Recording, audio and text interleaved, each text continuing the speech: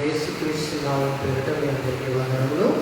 40వ కీర్తన మార్చి చదువుకుందాం. దావీదు ప్రధాన యాజకునికి దావీదు కీర్తన 40వ కీర్తన మార్చి చదువుకుందాం. యెహోవా కొరకు నేను సహనముతో కనిపెట్టుకుంటుని, ఆయన నాకు చెవియొగ్గి నా మొర ఆలకించెను.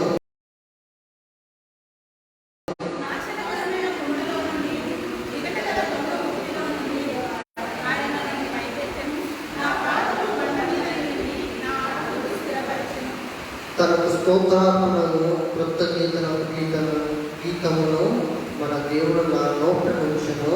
అనేకులు దాన్ని చూచి భయభక్తులు కలిగి యెహోవా యందు నమ్మిక ఉంచెదరు.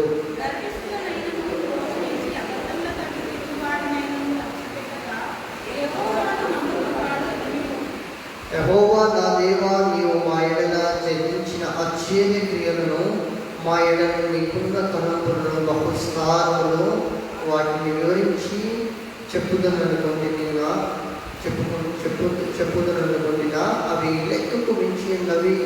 నీకు సాటి అయిన వాడొక్కడనూ లేడు.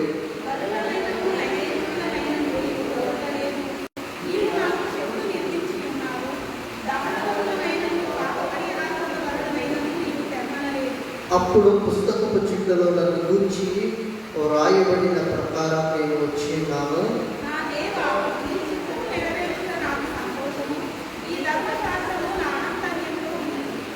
నా పెదవులు మూసుకొనక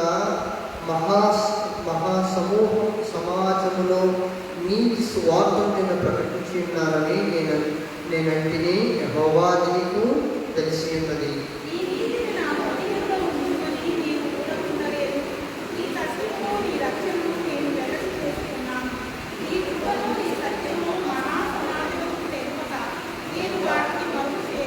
యెహోవా నీవు నీ వాత్సల్యమును నాకు దూరము చేయవు. నీ కృపాసత్యము ఎప్పుడునూ నన్ను కాపాడుగాక.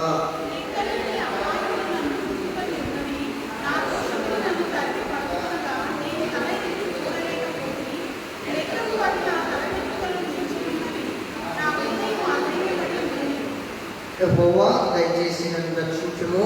యెహోవా నా సహాయమునకు త్వరగారము.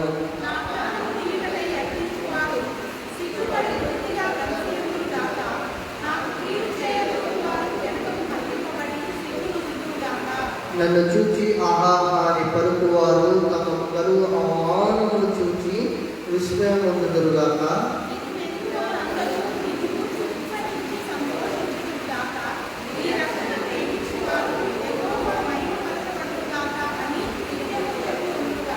నేను శ్రమల పాలై దీనుడనైతిని, ప్రభువా నన్ను తలంచుకున్నాడు. నాకు సహాయం నీవే, నా రక్షణకర్త నీవే. నా దేవా ఆలస్యం చేయు. దేవుడి కొన్ని మాటలు దీవించినాక దయచేసి అందరూ కూర్చున్నట్లయితే ప్రార్థన చేసుకుని వాక్యంలోకి వెళ్దాం. ప్రేమ నమ్మకం కలిగిన మా దేవ, మా రాజ్యానికి వందనం, స్తోత్రం తండ్రి. అయ్యా తండ్రి, ఈ యొక్క 6వ నెలలో జూన్ మాసంలో మొదటి పునరుద్ధాన దినములలో ఈ యొక్క బలార మందిరంలో ఈ మమ్మల్ని ప్రవేశపెట్టినందుకు వందనాలు, స్తోత్రాలు తండ్రి. చూపుల ద్వారా, క్రియల ద్వారా, ఆలోచన ద్వారా, తలుపుల ద్వారా నేను చేసిన తప్పిదముల దోషులు క్షమించి కడిగివేమో దేవా. 40వ కీర్తన ద్వారా ఈరోజు కొన్ని మాటలు మేము ధ్యానించబోతున్నాం తండ్రి.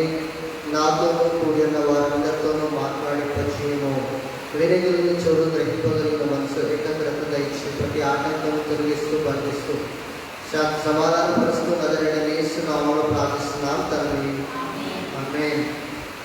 ఈరోజు మన కీర్తన భాగం 40వ కీర్తన ఏమని రాయబడిందంటే, యెహోవా కొరకు నేను సహనముతో కనిపెట్టుకుంటుని, ఆయన నాకు చెవియొగ్గి నా మొర ఆలకించెను. హల్లెలూయా.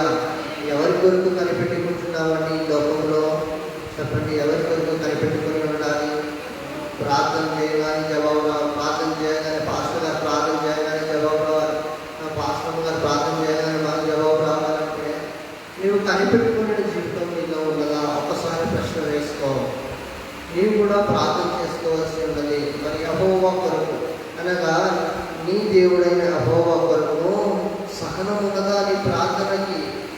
నీకు ఓపిక ఉంటుందా? దేవుడు జవాబు ఇచ్చేంత వరకు ఓపిక ఉన్నదా? దేవుడిని విమర్శించే రకంగానే ఉన్నావా?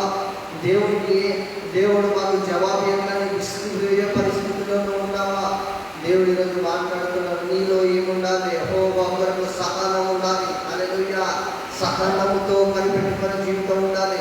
నేటి క్రైస్తవుల జీవితంలో సహనం అనేది లేదు, ఓర్పు అనేది లేదు, ఓపిక అనేది లేదు. తొందరపాటు చేస్తుంది.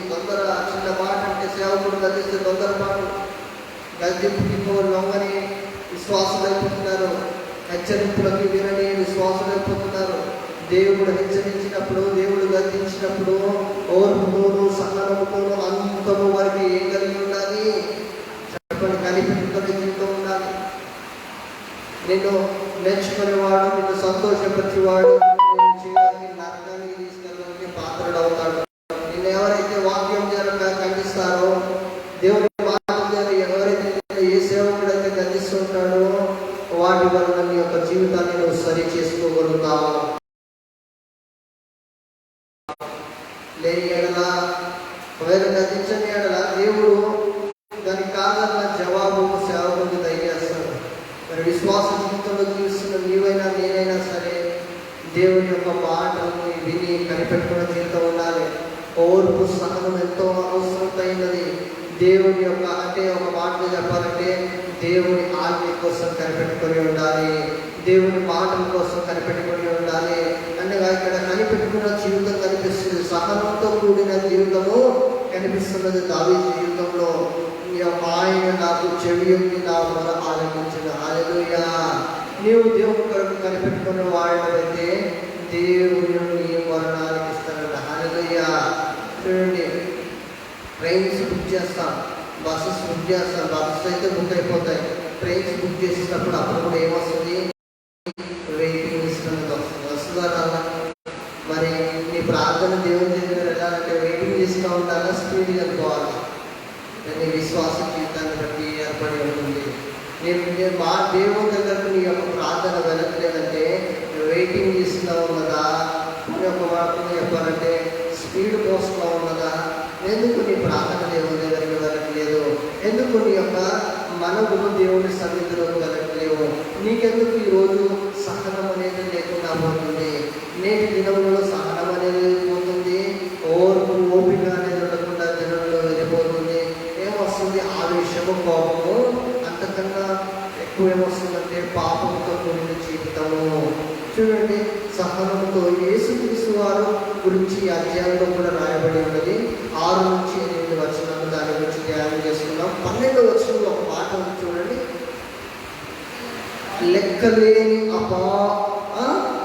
అపాయములు నన్ను చుట్టుకొనినవి, నా దోషములు నన్ను తరిమి పట్టుకొనగా నేను తల ఎత్తి చూడలేక పోతుంది.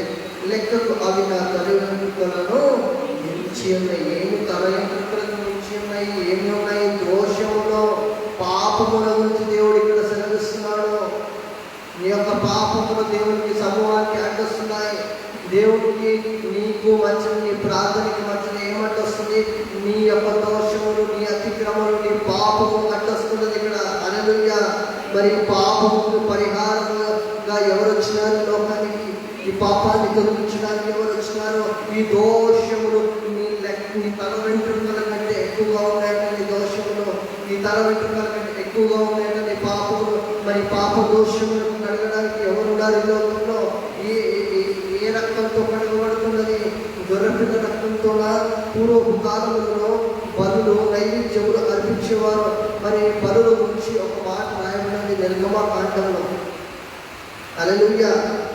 బలుల గురించి కూడా మనం చూసుకునే ముందు, అంతకన్నా ముందు రోమీయులకు రాసిన పత్రికలో ఒక మాట చూడండి. రోమీయులకు రాసిన పత్రిక 4వ అధ్యాయము 25వ వచనం. ఆయన మన అపరాధముల నిమిత్తము అప్పగింపబడి మనము నీతిమంతులుగా తీర్చిదిద్దబడుటకై లేపబడిన. మన అపరాధముల నిమిత్తం ఎవరండి? నీ నా అపరాధములకు ఎవరు శిక్షింపబడ్డారు? ఎవరు అప్పగింపబడ్డారు? ఆయన అప్పగింపబడ్డాడు అని లేపబడ్డాడు. 2 విషయాలు ఇక్కడ మనకి బయలుపరచబడుతున్నాయి. నీ నా లెక్కకు దోషములు అంటే నీ తల వెంట్రుకలు లెక్కింపే అన్ని దోషములు, లెక్కలేని దోషములు, లెక్కలేని పాపముల గురించి నీ అపరాధములను భరించిన వ్యక్తి ఎవరంటే ఇక్కడ యేసుక్రీస్తు వారు కనపడుతున్నారు. ఇక్కడ అపరాధముల నిమిత్తం అప్పగింపబడ్డాడంట. హల్లెలూయా. తన సొంత క్రియలను బట్టి కాదు, తన సొంత కార్యములను బట్టి కాదు, నీ నా అపరాధముల గురించి, నీ నా దోషముల గురించి యేసుక్రీస్తు వారు ఏమైనారంట? అప్పగింపబడ్డారు. అప్పగింపబడి ఏమైనారు చెప్పండి. ఆ తర్వాత మనము నీతిమంతులుగా తీర్చబడుటకై లేపబడ్డాడు. హల్లెలూయా.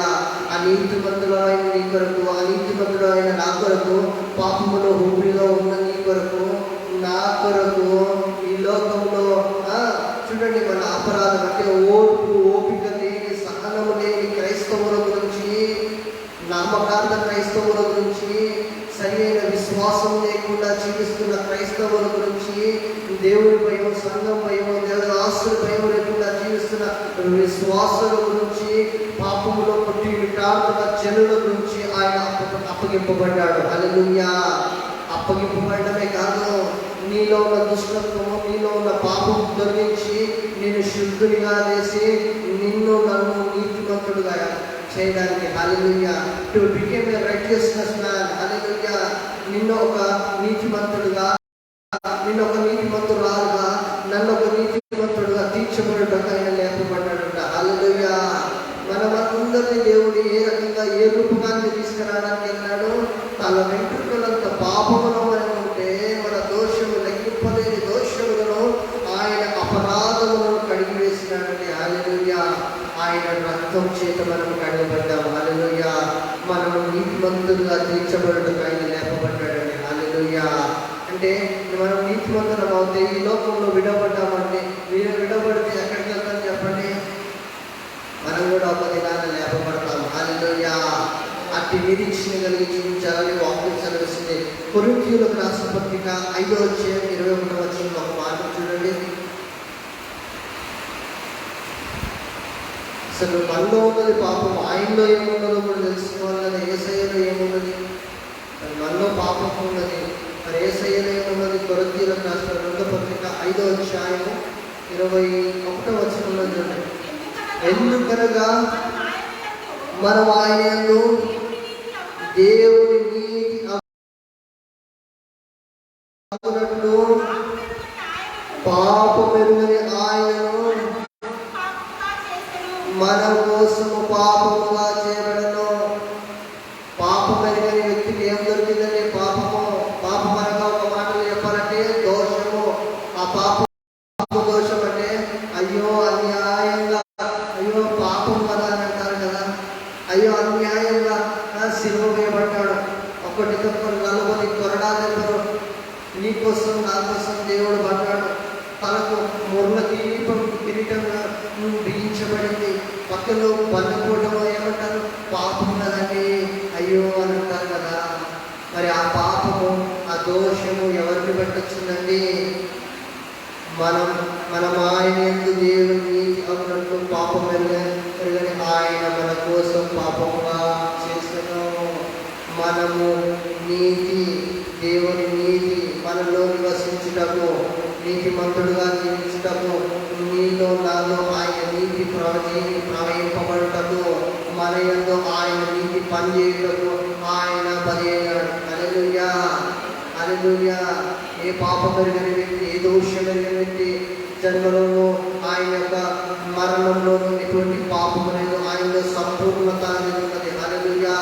సంపూర్ణత అంటే చూడండి, సమస్తము 100% మనకి దేవుడు యేసయ్య 100% రిజల్ట్ ఇస్తున్నాడు. ఇక్కడ 100% నిన్ను నన్ను నీతిమంతుడుగా, నీతిపరులుగా తీర్చిదిద్దాలనుకుంటున్నాడు. హల్లెలూయా.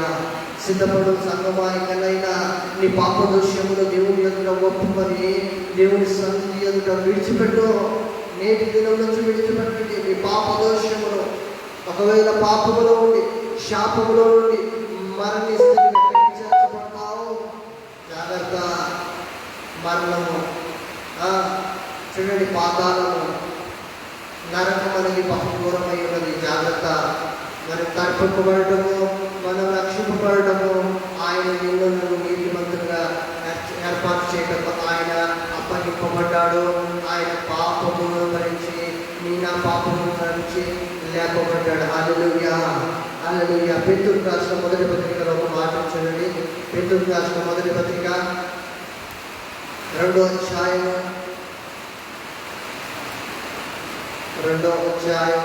24వ వచనంలో ఒక మాట చూడండి.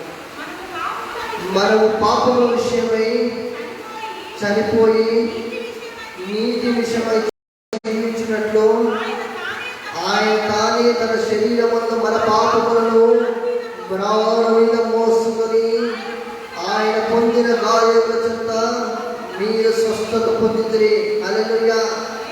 మన పాపములు పోయినకు, మన శాపమును మనల్ని తొలగించుటకు, మన నీతిమంతులుగా ఏర్పరచబడుటకు ఆయన ప్రాణం మీద నీతి విషయమై జీవించుటకు. ఏ విషయమై జీవించుటకు?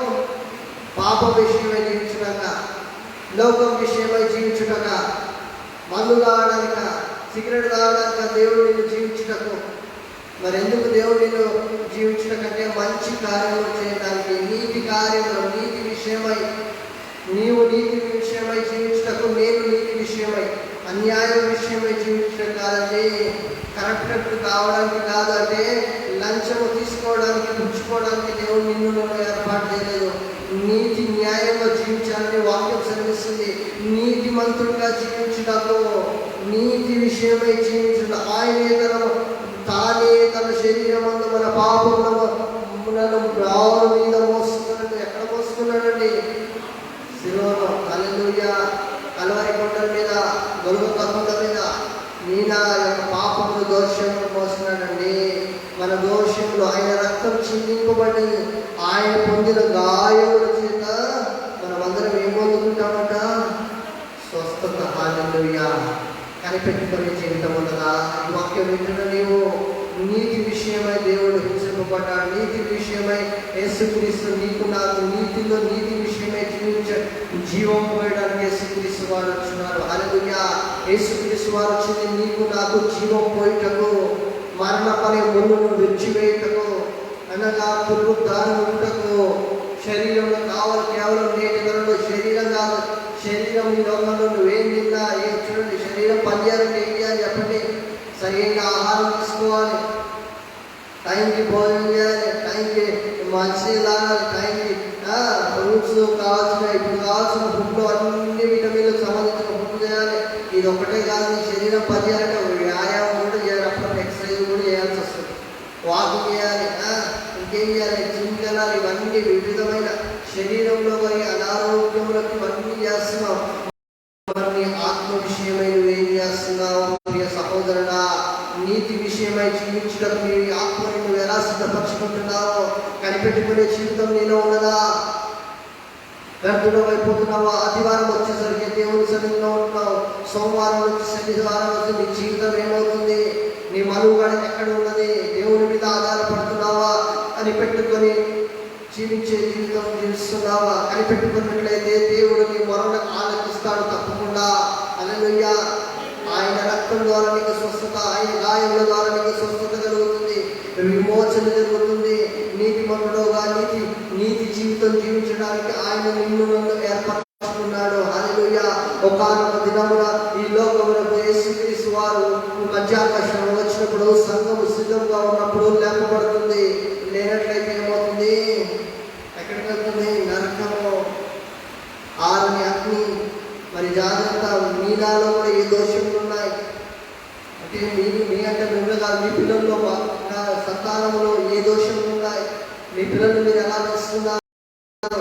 ఈ లోకంలో పెంచుతున్నారా? బహుఘోరము. ఒకవేళ మీ పిల్లలు నువ్వు ఖండించట్లయితే, కోపగించట్లయితే ఈ లోకంలో ఏమవుతారు? పాపం అలవాటైందనుకో. పాపం ఎలా ఉంటుందంటే తినవనే మధురంగా ఉంటుంది. పాపం ఏం చేస్తుంది? తినవనే మధురంగా ఉంటుంది. రాను ఎక్కడ తీసుకొస్తుంది? తేనె ఎక్కువైతే ఏమవుతుంది చెప్పండి? మనిషికి లేని వ్యాధి వస్తుంది. ఎంత పుచ్చుకోవాలో అంత పుచ్చుకోవాలి. ఒక స్పూనే కలుపుకుంటారు నిమ్మకాయ నీళ్ళలో, అదొక మంచి ఆరోగ్యం. ఒక బాటిల్ లాగానే ఏమవుతుంది? లేని అనారోగ్యం కూడా వస్తుంది. అంతే పాపములు మునిగినప్పుడు మస్తు స్పూన్ తీసుకున్నారు, ఏం కాదు ఈ వయసులో ఎవరు వస్తుంది కదా మా పిల్లలు చూసి చూడనట్లు వదిలేయాలి. ఆ చూసినట్టు వదిలేస్తేనే ఏమవుతుంది, రాను రాను రాను రాను వారు పాపంలోకి వెళ్ళిపోతారు, బానిసత్వంలో పాపానికి బానిసత్వంలోకి వెళ్ళిపోతారు. వారిని మళ్ళా మనం సరి చేయటం బహు కష్టం అవుతుంది. అందుకే యవనతరంలో మన పిల్లల్ని సరి చేసుకోమని దేవుని వాక్యం సెలవిస్తుంది. హల్లెలూయా. సిద్ధపరచాలి తమ పిల్లల్ని లోకంలో కాదు, లోక స్నేహంలో కాదు, దేవుని ఆత్మీయతలో. హల్లెలూయా.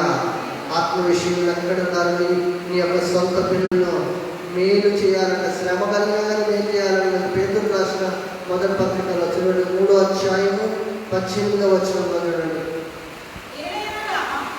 3వ అధ్యాయం 18వ వచనము, మొదటి పేతురు. దేవుని చిత్తం ఇలాగునేలా చేసిన కీడు చేసి శ్రమపడు కంటే మేలు చేసి శ్రమపడే. మాటకు అర్థమైంది చెప్పండి. కీడు చేసి శ్రమ పడడం మంచిదా, మేలు చేసి శ్రమ పడడం మంచిదా? చెప్పండి. మేము మీ పిల్లల్ని, మీ యొక్క కుటుంబాన్ని శ్రమ పెట్టుకుని నేను అనట్లేనండి, వాక్యం చేత ఖండించమని చెప్తున్నారు. అవసరమా టీవీ సీరియల్ సినిమాలు? అవసరమా? ఇంకెంతకాలం ఈ లోకంలో జీవిస్తారు? ఎంతసేపు ఫోన్లలో ఏం అనవసరమైనది చూస్తున్నారు? మీ పిల్లల్ని మీరు ఖండించండి, శ్రమ పెట్టండి, తప్పలేదు. శ్రమ దేని కొరకు శ్రమ పెట్టమంటుంది వాక్యము. ఒక అర తీసుకుని గట్టిగా 2 పిల్లలు కొట్టాలి, ఏమవుతారు చిన్న పిల్లలు? చెప్పండి. భయపడతారు, భయానికి లోబడతారు. చూడండి, కీడు విషయం మేము ఏం చదివిస్తుందంటే, కీడు చేసి శ్రమ పెట్టుట కంటే మేలు చేసి శ్రమ పెట్టడం గొప్ప మంచిదంట. ఈరోజు నీ పిల్లల్ని మేము క్రమశిక్షణలో ఉంచి మేలు కొరకై మేము క్రమశిక్షణలో ఉంచుకోవటం మేలుకి. హల్లెలూయా. వాళ్ళని దేవుని భయంలో నువ్వు పెంచుతున్నావంటే, దేవుని మార్గంలో నిలుటకు వారిని శ్రమ పడుతున్న వారిని నువ్వు బాధిస్తున్నావంటే అది మంచికే. అందువల్ల లాభమే అని వాక్యం సెలవిస్తుంది. హల్లెలూయా.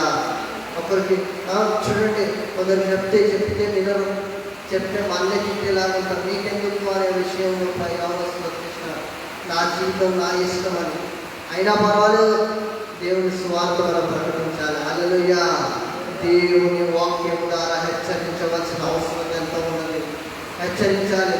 అది నీకు శ్రమ అయినా సరే, తిరిగి నీకు తిట్టుబడ్డా సరే, తిరిగి నీకు దూషణలు వచ్చినా సరే, తిరిగి గాయం పాలైనా సరే, మేలు చేయడం మంచిది. హల్లెలూయా.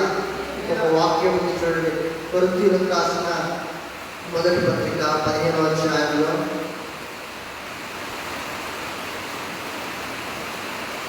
15వ అధ్యాయం 45వ వచనంలో చూడండి, స్పష్టంగా రాయబడింది. ఇక్కడ 45 నుంచి 49 వరకు రాయబడింది.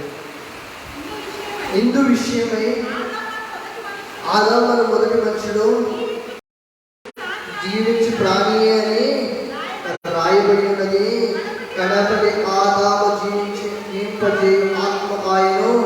ఆత్మ సంబంధమైనది మొదట కలిగినది కాదు, ప్రకృతి సంబంధమైన మొదటి కలిగినది, తర్వాత ఆత్మ సంబంధమైనది. మొదటి మనుష్యుడు భూసంబంధమై మట్టి నుండి పుట్టినవాడు. రెండో మనుషుడు పరలోకం నుండి వచ్చినవాడు. మట్టి నుండి పుట్టిన వాడెవడో? మట్టి నుండి పుట్టిన వారు అట్టి వారి పరలోక సంబంధి. వాడు పరలోక సంబంధులు అట్టి వారే. మరియు మనము మట్టి నుండి పుట్టిన వారి కోరిక ధరించిన ప్రకారము పరలోక సంబంధం కోరిని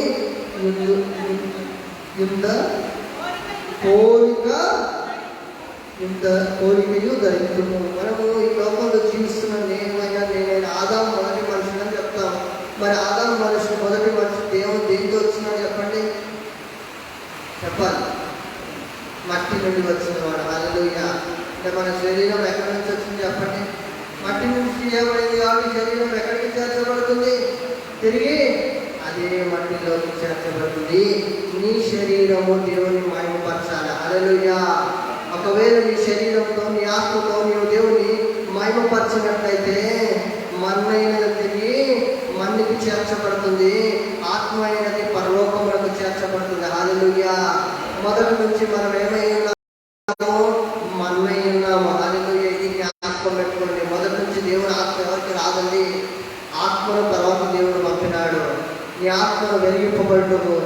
చేత నీ శరీరంలో దేవుని ఎదుట నలగొట్టుటకు హల్లెలూయా. కొందరికి మొక్కాలు వేయడం రాదండి, కొందరికి ప్రార్థన చేయడం రాదండి.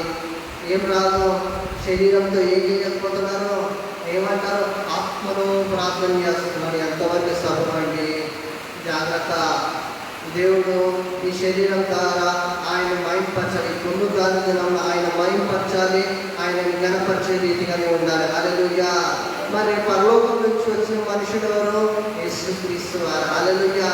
మరి పరలోక సంబంధమైన మనుషుడు ఏమని సెలవిస్తున్నాడు? ఈ భూలోకంలో ఉన్న నీ శరీరంతో దేవుని మైంపరచాలి, దేవుని యందు ఉండాలి. ఇంకో మాట ఏముంది ఆఖరిగా, మరియు మనము మట్టి నుండి పుట్టిన వారి పోలికను ధరించిన ప్రకారం పరలోక సంబంధి పోలికయు ధరించి. ఎవరి పోలిక ధరించాలి? అప్పటికి మనకి దుర్లక్షణాలు ఎవరి నుంచి వచ్చినాయి? చెప్పండి. మట్టి నుంచి వచ్చినాయి. మట్టి నుంచి అంటే ఈ శరీరం నిపుణులలో నుంచి వచ్చినాయి ఒక దుర్లక్షణాలు. అవి విడిపోవాలి. ఆ పాపము, ఆ యొక్క దోషము విడిపోవాలి. పరలోక సంబంధం యొక్క కోరిక చొప్పున జీవించాలి. పరలోక సంబంధం ఎవరు? ఆయన యందు ఎవరు ఉండాలి? నీవు నేను. ఆయన ఎవరు?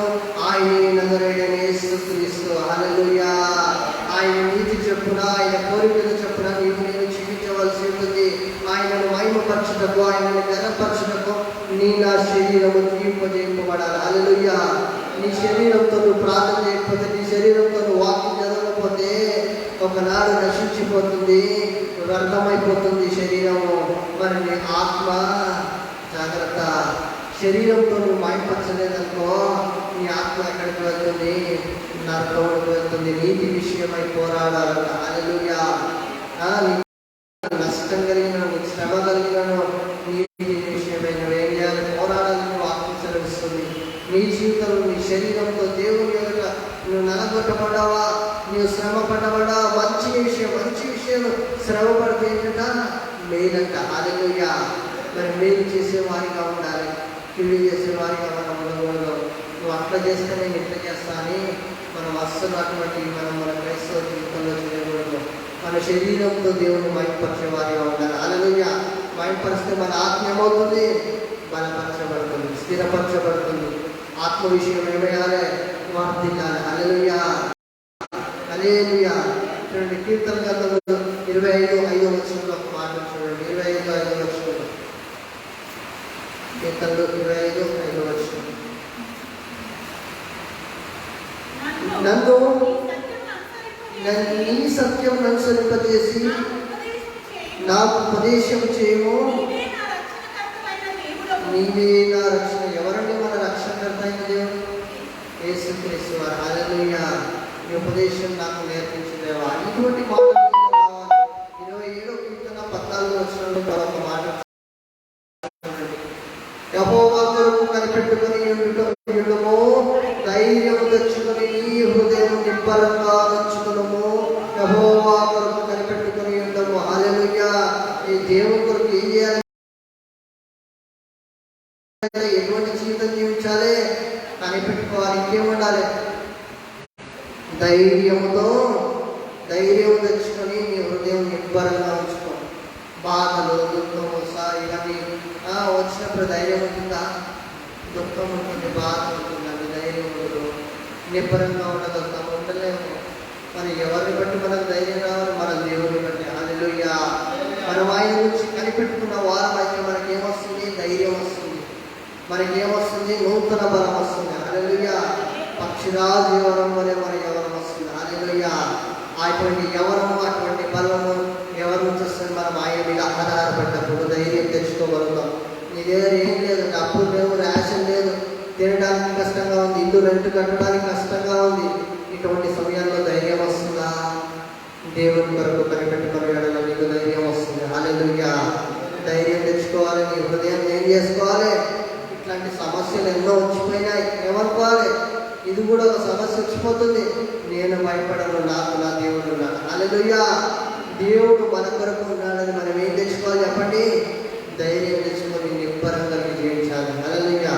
సమస్యలను చూసి మనం భయపడే, సమస్యలు మనం చూసి భయపడాలి. హల్లెలూయా. సమస్య చెప్పే వారిగా ఉండదు. ఎప్పుడు చూసినా నూతన స్వభావం, నూతన బలం పొందుకున్న వారిగా ముందుకు కొనసాగింపబడాలి.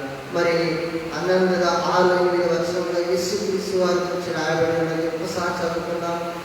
ఇక్కడ 40 6 నుంచి 8 వచనాల వరకు ఒకసారి చదువుకొని బలుమైనను నైవేద్యములను నీవు కోరటలేదు, నీవు నాకు చెవులు నియమించి ఉన్నావు, దాన వలనను పాప పరిహార వలనను నీవు తెమ్మనలేదు. అప్పుడు పుస్తక దృష్టిలో నన్ను గురించి వ్రాయబడిన ప్రకారము నేను వచ్చి ఉన్నాను. నా దేవా, నీ చిత్తం నెరవేర్చుట నాకు సంతోషము. నీ ధర్మశాస్త్రమును నా అంతరంగములో ఉన్నది. హల్లెలూయా. చూడండి, బలులను నైవేద్యములను వాడలేదు, పాప పరిహార బలిగా ఎవరు వచ్చినారండి లోకానికి? హల్లెలూయా. మరి యేసుక్రీస్తు వారు వచ్చినారు పాప పరిహారం. ఎందుకు వచ్చినారు? ఎప్పటి ఎవరిని సంతోషపెట్టడానికి వచ్చినారు? నీ చిత్తము నెరవేర్చుట నాకు సంతోషం. హల్లెలూయా. దేవుని అయిన యేసుక్రీస్తు వారి తండ్రి చిత్తం నెరవేర్చుట ఆయనకి ఏమైనది? సంతోషం. మరి యేసుక్రీస్తు వారి చిత్తం నెరవేర్చుట మన జీవితంలో ఏమై ఉండాలి? సంతోషం ఉండాలండి. హల్లెలూయా. యేసయ్య చిత్తం నెరవేర్చడం నీలో నాలో ఏముండాలి? వాక్యము ఎక్కడైనా వెళ్తే వారు ప్రకటించడానికి నీలో ఏముండాలి? సంతోషం ఉండాలి. హల్లెలూయా. ఆయన ధర్మశాస్త్రం మన అంతరంగంలో ఉండాలంట. హల్లెలూయా. మన మనసులో, మన హృదయంలో ఉండాలి. హల్లెలూయా. హెబ్రీయులకు రాసిన పత్రికలో యేసుక్రీస్తు వారి యొక్క మాటలో ఒకసారి చూసుకుందాం. యేసయ్య మాటలు హెబ్రీయులకు రాసిన పత్రికలో 10వ అధ్యాయంలో రాయబడినది 5 నుంచి 7వ వచనం వరకు. కాబట్టి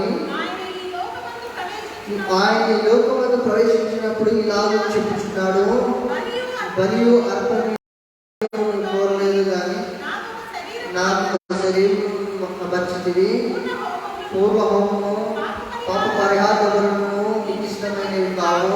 అప్పుడు నేను గ్రంథ పుస్తకంలో నన్ను గురించి రాయబడిన ప్రకారం దేవుని చిత్తం నెరవేర్చడం ఇదిగో నేను వచ్చి ఉన్నానండి. హల్లెలూయా. గ్రంథ పుస్తకంలో రాయబడిన ప్రకారం దాన్ని నెరవేర్చడం నేను వచ్చింది అంట. హల్లెలూయా. దేవుని గురించి ప్రణాళిక, దేవుని గురించి లేఖనంలో చొప్పున లేఖనంలో నెరవేర్చడం యేసుక్రీస్తు వారు వచ్చినారు. హల్లెలూయా. పాప పరిహార బలిగా ఉండడానికి యేసుక్రీస్తు వారు వచ్చినారు. మరి శరీర రూపుగా నువ్వు నాకు ఒక శరీరం ఇచ్చినావు దేవా అంటాడు. ఏమంటాడు? యేసుక్రీస్తు వారికి దేవుడు ఏమిచ్చినాడు? ఒక శరీరం ఇచ్చినాడు. మరి యేసయ్య నీకు నాకు ఏమి ఇచ్చినాడు? ఒక శరీరాన్ని ఇచ్చినాడు. హల్లెలూయా. మరి ఎవరి చిత్తం నెరవేర్చడానికి మనం సిద్ధపడాలి?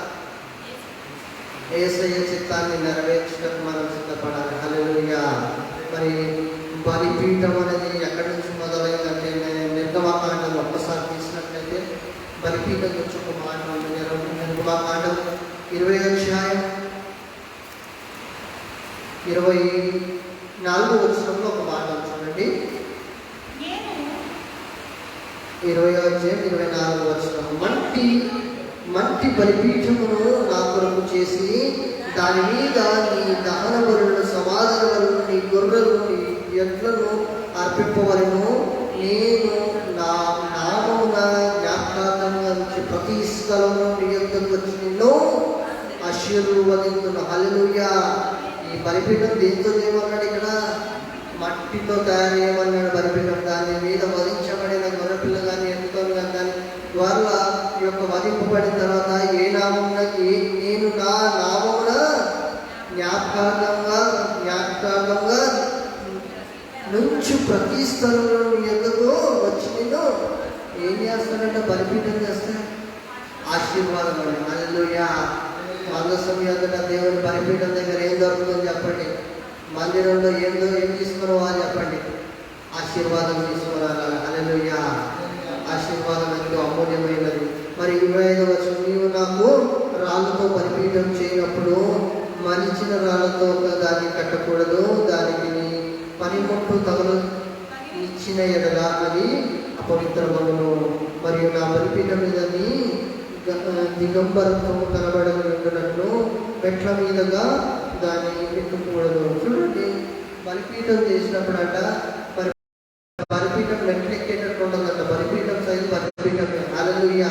దాని కొలతలు కూడా నేను ఒకసారి వివరింపడం చేయడం జరిగింది బలిపీఠం గురించి.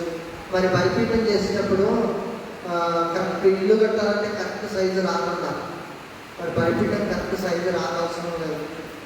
ఏవైతే సిద్ధపడ్డ రాళ్ళనే వాటిని అమర్చాలి. హల్లెలూయా.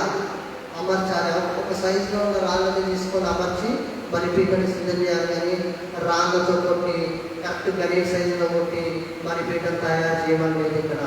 అట్లా చేస్తే దేవుని పవిత్రత ఉన్నదట. హల్లెలూయా. అంటే రాళ్ళు బలిపీఠం గురించి రాళ్ళు వెతకాలంటే ఎక్కడెక్కడి నుంచి పట్టుకు రావాలి? సైజు రాళ్ళు వెతకాలంటే అన్ని రాళ్ళు ఒకటే సైజు ఉన్నావు కదా. ఒక రాయి ఒక సైజు ఉంటుంది. అది అదే రాయి మళ్ళీ నీకు దొరకాలంటే వెనక్కి తిరిగి అన్ని పోగు చేసుకొని బలిపీఠం కట్టాలి. ఒకవేళ ఒక రాయి బాగాలేదని చెప్పి కొట్టినావా, దాన్ని సరి చేసినావా, సుత్తే చాలంతా ఏం చేస్తారు? రాళ్ళని సరి చేస్తారు. మరి అటువంటివి చేయకూడదంట బలిపీఠాన్ని. హల్లెలూయా. నువ్వు ఏ రీతిగా ఉన్నావు అదే రీతిగా దేవుడు మందిరాలు రావాలి. హల్లెలూయా. యేసుక్రీస్తు వారు వచ్చినారు ఈ లోకానికి బలిపీఠంగా. మరి బలి అర్పణగా యేసుక్రీస్తు వారు వచ్చినారు. మరి బలులను నైవేద్యాలు చోట యేసుక్రీస్తు ఒక మాట మొదటి సమయాల గ్రంథంలో ఒక మాట చూసుకొని ముందు కొనసాగించబడదాం. సమయాల గ్రంథము మొదటి సమయాల గ్రంథము 15వ అధ్యాయము 22వ వచనం ఒకసారి తీసినట్లయితే, అందుకు సమూయేలు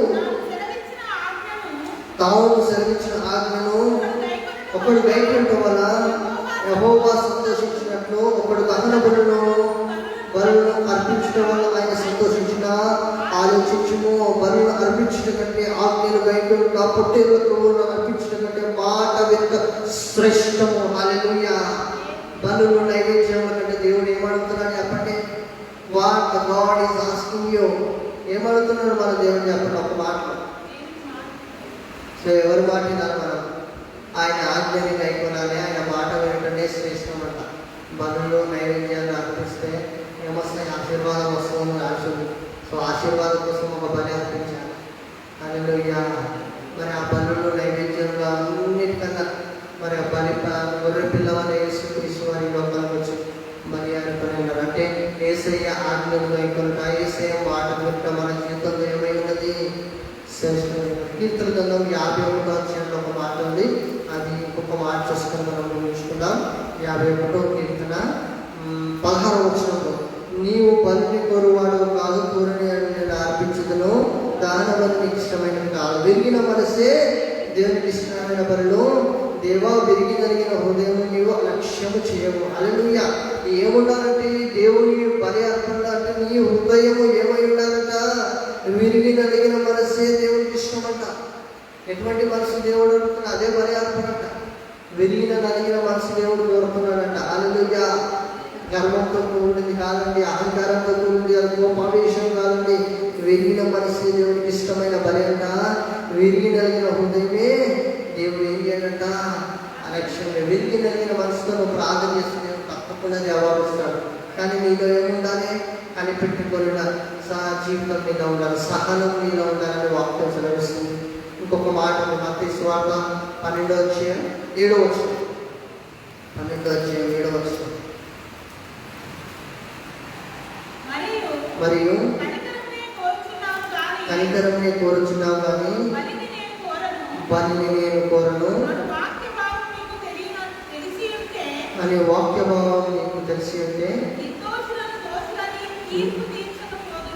నిర్దోషులను దోషులను తీర్పు తీర్చకపోదు. అంటే ఒక మాట ఏంటంటే కనికరమే కోరుచున్నావు కానీ బలిని నీకు వాక్యం మీరు తెలుసుకున్నట్టు తెలిసి ఉంటే దోషులుగా తీర్పు తీర్చకపోదు.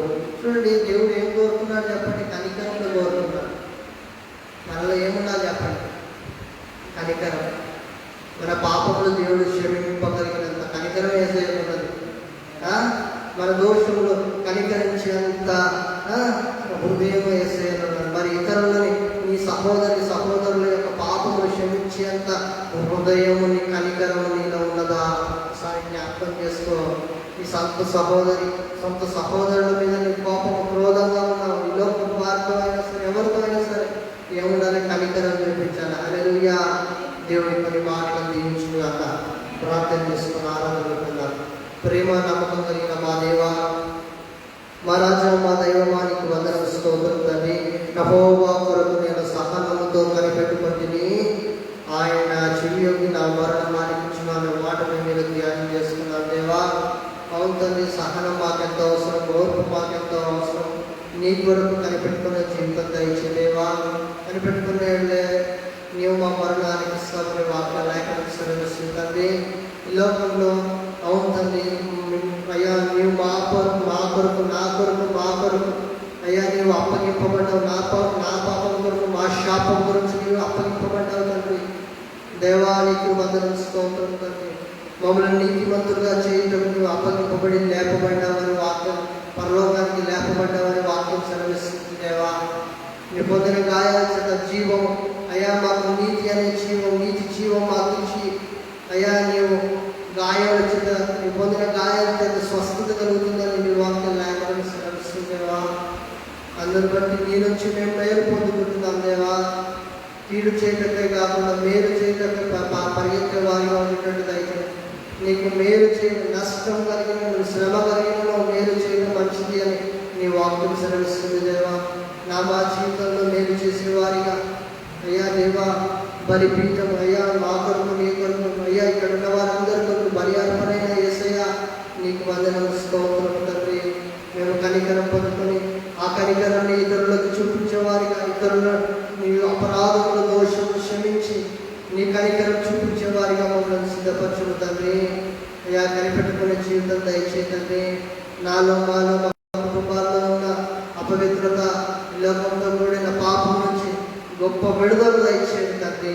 నీ కృపాక్షేమం దయచేయండి దేవా. నీకు వందనాలు, స్తోత్రం రాజా. నీ యొక్క బలారాధనలో వెళ్ళబోతున్నాం తండ్రి. నీ ఆత్మలో మనసులో దయచేయమని కోరుతూ, నడిపించి బలపరచమని కోరుతూ, నజరేయుడైన యేసుక్రీస్తు నామములో అడిగి వేడుకుంటున్నాం తండ్రి. కొరింథీయులకు రాసిన పత్రిక ఒక మాట చూసుకొని మన పనిలో ఉన్నాం. కొరింథీయులకు రాసిన పత్రిక 11వ అధ్యాయం.